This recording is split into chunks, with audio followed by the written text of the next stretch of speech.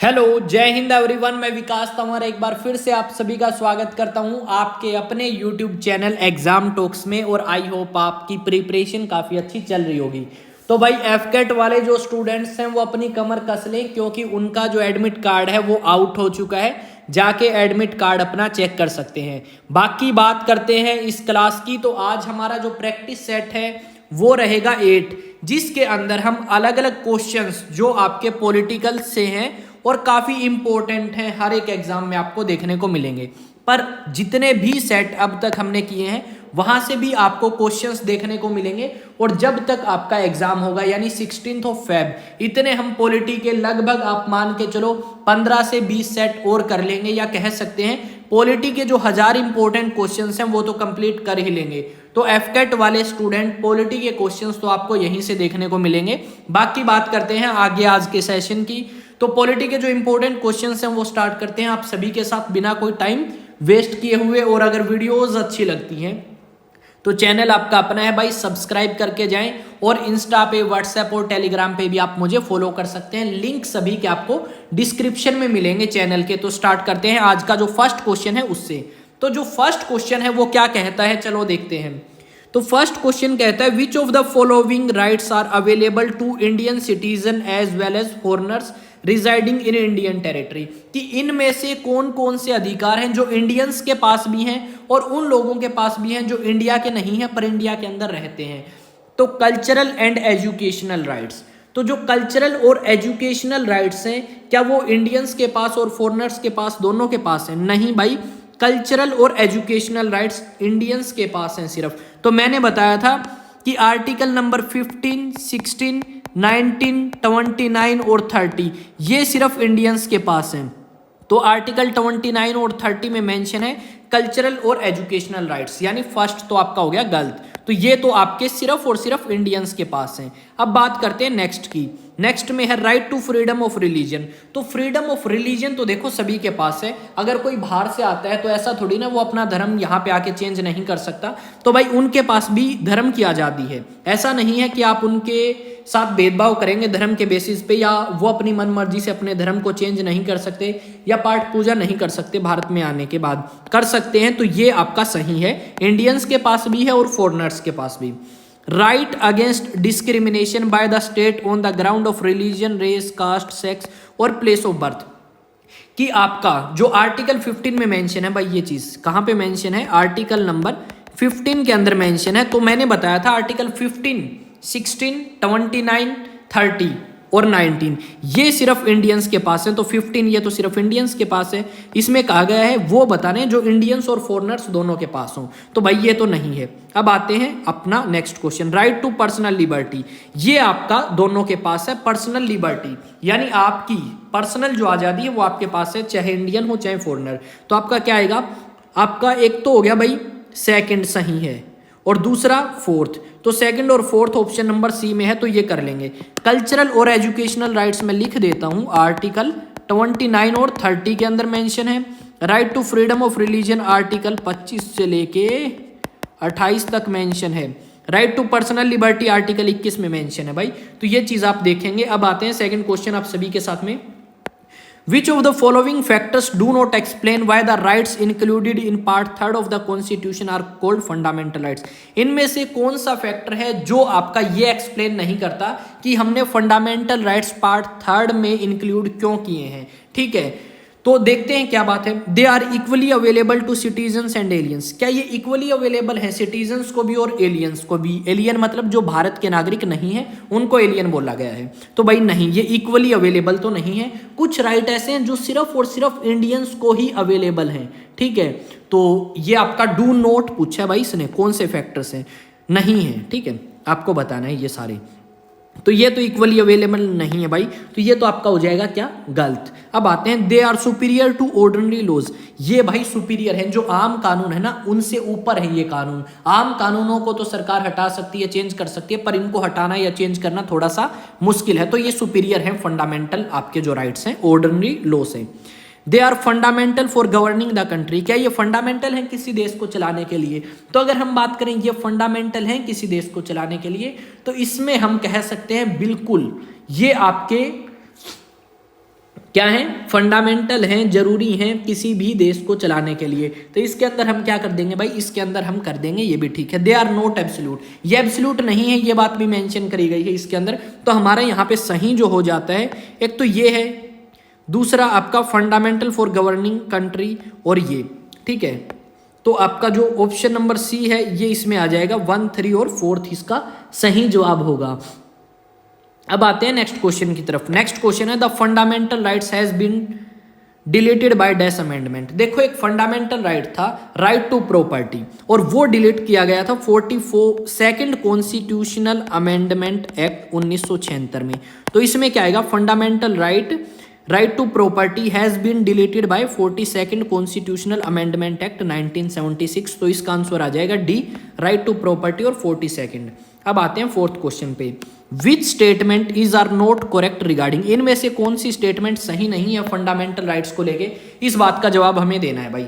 Some of these rights are not available to armed forces, ये बात बिल्कुल सही है, पर हमें बतानी है सही कौन सी नहीं है। देखो कुछ राइट जो है वो आपके आर्म फोर्सेज जैसे आर्मी, नेवी, एयरफोर्स या पैरामिलिट्री फोर्सेस जैसे सीआरपीएफ, सीएपीएफ, उनको अवेलेबल नहीं है। तो ये स्टेटमेंट तो ठीक है, पर हमें नोट ठीक बतानी है, यानी नोट करेक्ट बतानी है। They are automatically suspended when emergency is proclaimed by the president, ये बात भी बिल्कुल सही है, ये अपने आप ही सस्पेंड हो जाते हैं जब प्रेसिडेंट इमरजेंसी डिक्लेयर करता है। तो ये भी आपकी सही होगी। अब आते हैं नेक्स्ट पे, नेक्स्ट है the president alone can decide upon modify their application to the armed forces, क्या सिर्फ प्रेसिडेंट ही डिसाइड करते हैं कि आपके जो मॉडिफिकेशंस हैं आर्म फोर्सेस को कौन सा अधिकार देना है फंडामेंटल, कौन सा नहीं देना? नहीं यार, ये बात आपकी मेरे को थोड़ी सी गलत लगी, ठीक है। क्यों गलत लगी इसके अंदर अगर हम बात करें तो एक सेकेंड, क्यों गलत लगी मेरे को ये बात, जो आपके आर्म फोर्सेस जो हैं उनको कौन से अधिकार देने हैं कौन से नहीं, ये प्रेसिडेंट नहीं, ये पार्लियामेंट डिसाइड करता है। कौन डिसाइड करता है? पार्लियामेंट। उसके अलावा अगर हम बात करें नेक्स्ट की, ठीक है, तो इसमें शायद एक जो ऑप्शन है हमारा वो मिस है, सी ऑप्शन में यहाँ पे लिख देता हूँ, सी में हम कर लेंगे भाई फर्स्ट एंड फोर्थ मान लेते हैं, ठीक है। अब बात करते हैं नेक्स्ट की। नेक्स्ट की अगर हम बात करें तो नेक्स्ट में कहा गया है they can not be amended as they form a basic feature of the constitution, इनको अमेंड नहीं किया जा सकता, ये बेसिक फीचर है। तो भाई ये गलत है, क्योंकि इनको अमेंड किए, बेसिक फीचर तो है ये, पर इनको अमेंड किया जा सकता है, यानी एक तो फोर्थ आपकी गलत होगी, ठीक है, फोर्थ इसमें है और इसमें है। उसके अलावा आपकी थर्ड जो है वो भी गलत होगी, ठीक है। उसके अलावा अगर हम देखें दे आर ऑटोमेटिकली सस्पेंडेड, भाई सस्पेंड जो है कौन से हुए हैं कौन से नहीं, और इमरजेंसी किस टाइप की लगी है उस चीज़ के ऊपर डिपेंड करता है। तो ये भी आपका इनकोरेक्ट है, यानी नोट करेक्ट है, तो हम कर देंगे बी। वैसे तो सस्पेंड हो जाते हैं, पर कौन सी इमरजेंसी लगी है वो एक्सप्लेन इन्होंने यहाँ पे नहीं किया, तो इसकी वजह से हम यहाँ पे इसको भी गलत मानेंगे। फिफ्थ क्वेश्चन पे आते हैं। फिफ्थ क्वेश्चन में कहा गया है Which article of the Constitution of India says no child below the age of 14 years shall be employed to work in any factory or mine or engage in any other hazardous employment? कि इनमें से कौन से article में कहा गया है कि कोई भी बच्चा जो बिलो 14 यानी 14 से कम का है वो किसी भी फैक्ट्री या माइन में काम नहीं करेगा जहां पे उसको खतरा है, या वो फैक्ट्री आपकी हैजर्डस है, यानी आपके लिए खतरे से खाली नहीं है। तो ये बात जो है ये कही गई है आर्टिकल नंबर 24 के अंदर। आर्टिकल जो 23 है और 24 है वो राइट अगेंस्ट एक्सप्लॉयटेशन से रिलेटेड है, यानी आपको शोषण से बचाता है। Right against exploitation, right against exploitation से रिलेटेड आर्टिकल 23 और 24 है, और यहाँ पे एक्सप्लॉयटेशन की बात करी गई है, तो डेफिनेटली हम आर्टिकल 24 करेंगे, क्योंकि बाकी तो इससे रिलेटेड है ही नहीं 23 और 24 से। अब आते हैं नेक्स्ट क्वेश्चन पे, आपको मैच द फॉलोइंग बताना है आर्टिकल्स ऑफ द कॉन्स्टिट्यूशन और प्रोविजंस, कि आर्टिकल 14 में क्या प्रोविजन है और नीचे आपका प्रोविजन दिया गया है, इस तरीके से मैच करना है। तो आर्टिकल 14 में क्या था भाई, equality before law and equal protection of law, equality before law and equal protection of law, equal protection of law जो है वो था। तो देखें किसमें है भाई, इक्वेलिटी बिफोर लॉ और इक्वल प्रोटेक्शन ऑफ लॉ, यानी 1 का आ जाएगा 2, ठीक है यार, ये आगे पीछे अरेंज हो गए तो सॉरी उसके लिए, इनको थोड़ा सा अरेंज कर लेते हैं, ए बी सी और डी। तो ए का क्या आएगा आपका 2, ए का क्या आ जाएगा भाई 2, तो इसमें है और लास्ट वाले में। सेकंड देखते हैं 15th में, तो 15 में कहा गया है abolition of discrimination on the basis of religion race caste, यानी 2 का आएगा 1, उसके बाद बी का आएगा 1, तो इसमें ही है, तो हमारा ये जो है यानी सी जो ऑप्शन है वो ठीक हो जाएगा। इसमें क्या है, ये आएगा 2 का। आर्टिकल 15 से रिलेटेड ये है। अच्छा, ये आपका आर्टिकल 14 से रिलेटेड है। अच्छा, अनटचेबिलिटी ये आर्टिकल 17 में है, काफ़ी इंपॉर्टेंट क्वेश्चन है, सिविल सर्विस के अंदर भी आया है। और आपका बच गया कौन सा, ये आर्टिकल 16 से रिलेटेड है, equality of opportunity in public employment. तो इस तरीके से हम इनको मैच कर सकते हैं, आप भी कर सकते हैं। थोड़ी सी यहाँ पे टाइपिंग मिस्टेक होगी तो उसकी वजह से आप इस क्वेश्चन को थोड़ा सा अच्छे से हैंडल करें। नेक्स्ट अगर बात करें तो नेक्स्ट है कंसिडर द फॉलोइंग स्टेटमेंट। आपको बतानी है इनमें से कौन सी स्टेटमेंट ठीक है। Article 20 of the constitution of India lays down that no person shall be deprived of his life and personal liberty except according procedure established by law. तो भाई प्रोसीजर एस्टेब्लिश्ड बाय लॉ तो ठीक है, पर life and personal liberty थी क्या article number 20 में। तो जिन भी स्टूडेंट्स ने प्रथम कदम बैच देखा है तो वो मुझे इसका जवाब दे सकते हैं जल्दी से। नहीं भाई, ये जो बात है personal liberty, life and personal liberty की बात जो है ये आर्टिकल नंबर 21 में करी गई है, ना कि आर्टिकल नंबर 20 में। तो ये तो होगी आपकी गलत। Article 21 of the constitution of India states that no person shall be convicted for any offence except for the violation of law. ये बात करी गई है आर्टिकल नंबर 22 के अंदर कि किसी भी आदमी को आपका अगर वो वोलेशन करता है लॉ का तो उसी के खिलाफ उसको सजा दी जाएगी, अगर वो कानून नहीं तोड़ता तो नहीं दी जाएगी। तो ये दोनों की दोनों स्टेटमेंट गलत है, क्योंकि ये तो 22 में मेंशन थी और ये 21 में मेंशन थी। तो यहाँ पे डी जो आंसर है वो हम यहाँ पे आपके साथ करना चाहेंगे इसका सही। अब बात करते हैं नेक्स्ट पे, separation of judiciary from the executive is enjoyed by. जो separation of judiciary from executive ये किसके अंदर मेंशन है, तो ये है डीपीएसपी के अंदर। तो आर्टिकल नंबर 51 जो है 50 उसके अंदर मेंशन किया गया है कि जो जुडिशरी है वो सेपरेट रखी जाए एग्जीक्यूटिव से, और आर्टिकल 51 कहता है इंटरनेशनल पीस एंड ट्रीटी को मेंटेन करके रखा जाए। तो यहाँ पे आर्टिकल 50 में है और आर्टिकल 50 डीपीएसपी से रिलेटेड है, जिसमें कहा गया है सेपरेट रखो जुडिशरी को एग्जीक्यूटिव से। तो इजिली जवाब दे देंगे हम इसका। Which article of the constitution envisages free and compulsory education for children, कि कौन से आर्टिकल में इनमें से मेंशन किया गया है कि फ्री एजुकेशन हो जो आपके अप टू 14 ईयर या इससे कम के हैं। तो ये जो बात है ये आपकी लिखी गई है कौन से आर्टिकल के अंदर, तो ये लिखी गई है आर्टिकल नंबर 45 के अंदर। ठीक है, जो 6 to 14 है उनकी मेंशन करी गई है आर्टिकल 21A, ये फंडामेंटल राइट है। और साथ में आपका जो आर्टिकल 45 है उसमें भी मेंशन करी गई है राइट टू एजुकेशन, और ये क्या है, ये आपका एक डीपीएसपी है। ठीक है, इस चीज को आप ध्यान में रखेंगे। इसको कहते हैं heart and soul of the constitution. Article 32 को heart and soul of the constitution, और इसमें मेंशन है right to constitutional remedies. Article 32 में राइट टू कॉन्स्टिट्यूशनल रेमेडीज, तो इस चीज को भी आप ध्यान में रखेंगे। अब आते हैं 10th क्वेश्चन की तरफ। Which part of the constitution deals with the directive principles of state policy. इनमें से कौन सा पार्ट है जो डीपीएसपी से रिलेटेड है, तो मैंने बताया था जो पार्ट नंबर 4 है वो डीपीएसपी से रिलेटेड है। कौन सा, पार्ट 4। तो पार्ट 3 किस चीज से रिलेटेड है, तो मैं आपको यहाँ पे ये भी बताऊंगा कि पार्ट 3 जो है वो रिलेटेड है फंडामेंटल राइट से। अगर हम इसके अलावा बात करें, पार्ट 5 किस चीज से रिलेटेड है, तो ये सेंट्रल गवर्नमेंट से रिलेटेड है। पार्ट 2 की बात करें तो भाई ये रिलेटेड है सिटीजनशिप या नागरिकता से। पार्ट 1 रिलेटेड है यूनियन एंड इट्स टेरिटरी से। तो इसका जो हमारा पूछा गया है डीपीएसपी तो पार्ट 4 में है, तो हम ऑप्शन नंबर बी के साथ यहाँ पे जाएंगे। अब आते हैं 11th क्वेश्चन पे। Which of the following is not a, इनमें से कौन सा डीपीएसपी नहीं है। To raise the level of nutrition, ये आपका एक डीपीएसपी के अंदर मेंशन किया गया है न्यूट्रिशन लेवल बढ़ाने की बात। To develop the scientific temper, ये नहीं है भाई।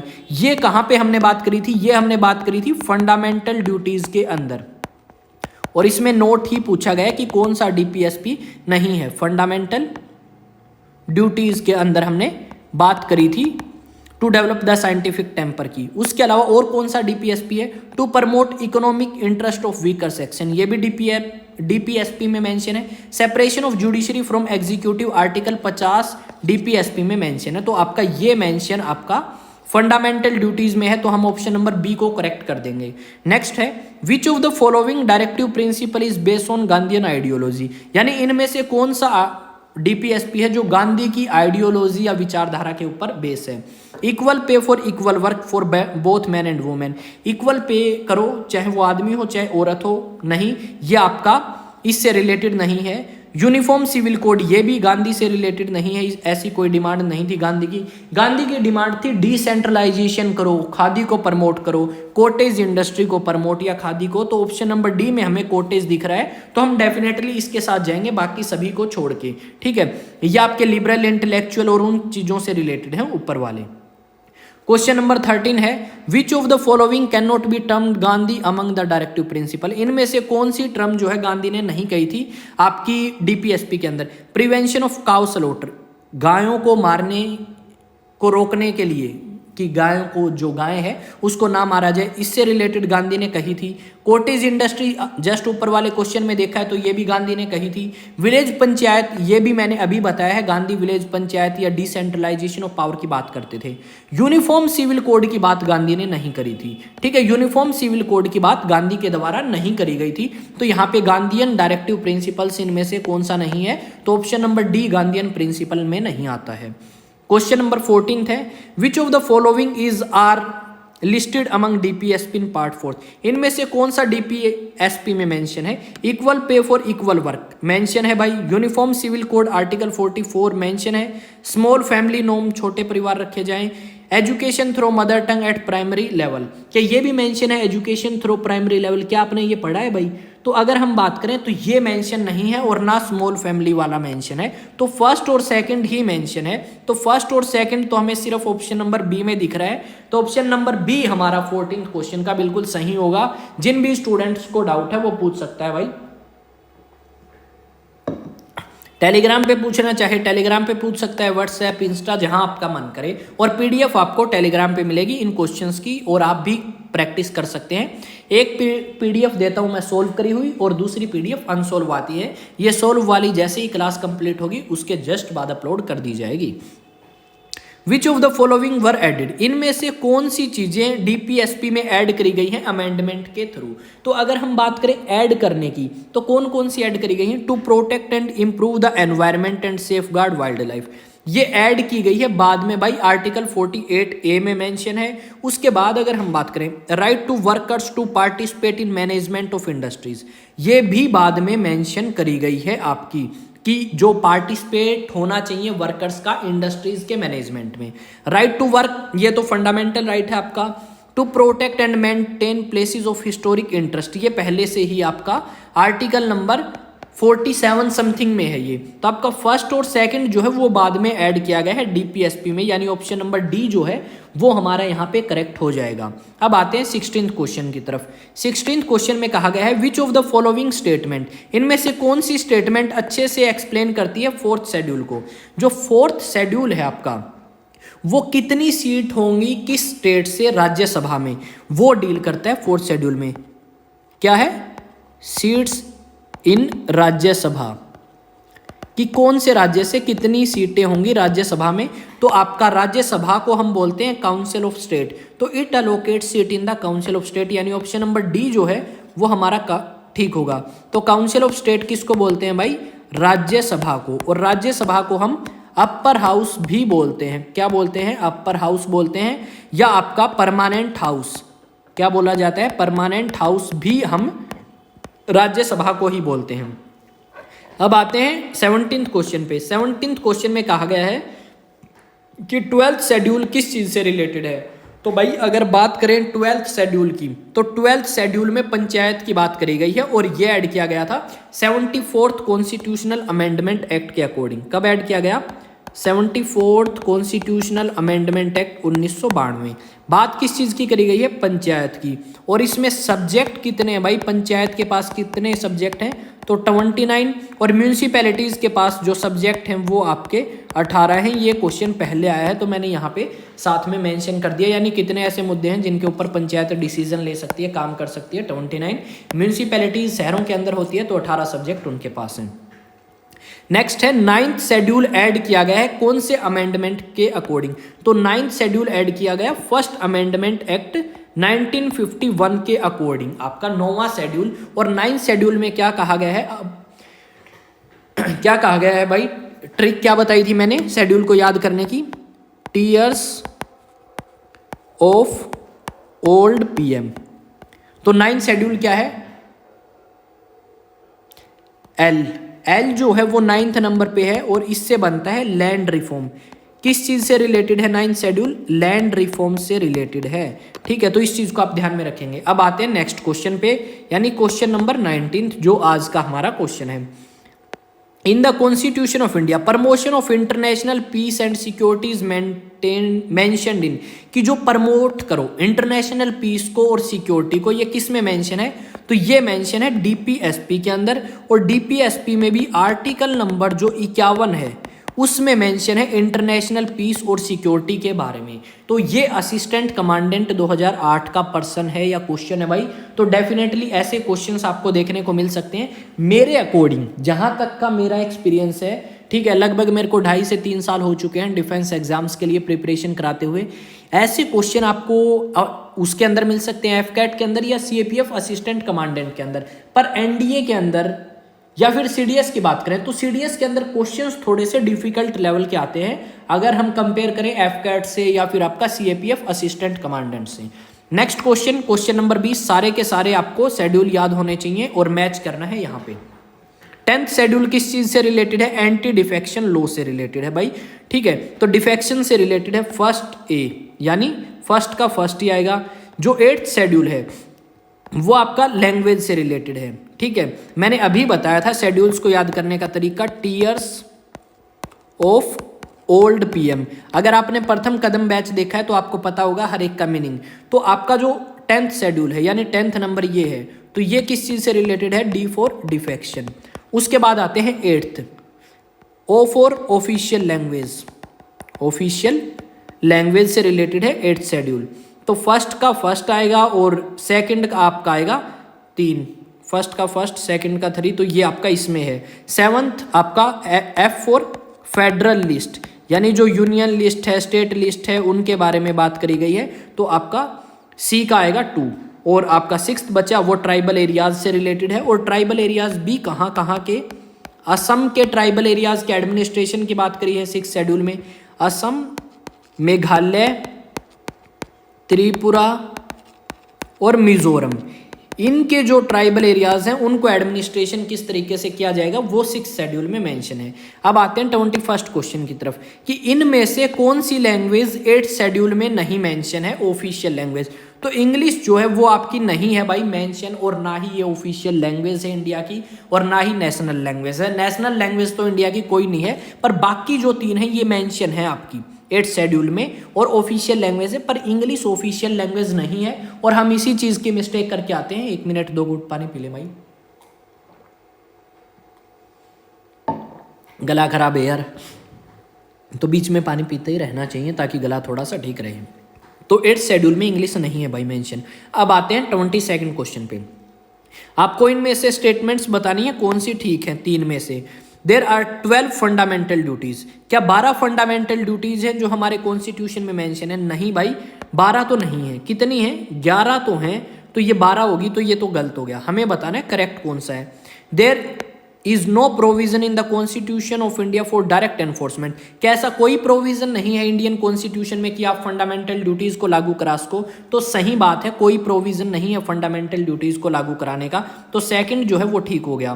थर्ड देखते हैं, one of the fundamental duty of every citizen of India is to cast his or her vote. क्या वोट से रिलेटेड कोई फंडामेंटल ड्यूटी है? नहीं है। तो ओनली 2 जो है वो हमारा करेक्ट होगा, क्योंकि बाकी थर्ड और फर्स्ट जो स्टेटमेंट है वो आपकी गलत हो जाती है और हमें बताना है करेक्ट। तो सीडीएस का क्वेश्चन है भाई 2005 का, ध्यान रखें।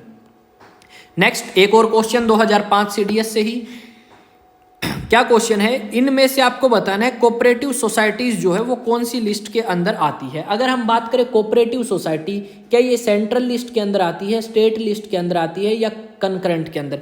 तो जो कोऑपरेटिव सोसाइटीज हैं वो कंकरेंट लिस्ट के अंदर आती हैं, यानी जिनके ऊपर सेंट्रल गवर्नमेंट भी कानून बना सकती हैं और स्टेट गवर्नमेंट भी कानून बना सकती हैं, उस लिस्ट के अंदर आती हैं। और आपको जवाब देना है कि यूनियन लिस्ट में कितने सब्जेक्ट हैं, स्टेट में कितने हैं और कंकरेंट लिस्ट में कितने सब्जेक्ट हैं। जो भी स्टूडेंट इसका जवाब देगा उसको मेरी तरफ से स्पेशली कुछ ना कुछ गिफ्ट दिया जाएगा, ठीक है। देखते हैं भाई कौन देगा सबसे पहले जवाब, ठीक है। अब आते हैं नेक्स्ट पे। नेक्स्ट जो हमारा क्वेश्चन है उसमें लिखा गया है कि आर्टिकल 5 से लेके 8 तक जो इंडियन कॉन्स्टिट्यूशन में है वो किस चीज से रिलेटेड है। देखो आर्टिकल 5, 6, 7, 8 ये सारे डील करते हैं किससे, सिटीजनशिप से। और सिटीजनशिप है आर्टिकल 5 से 11, तो इसने 5 से 8 पूछा है तो वो भी सिटीजनशिप से रिलेटेड है।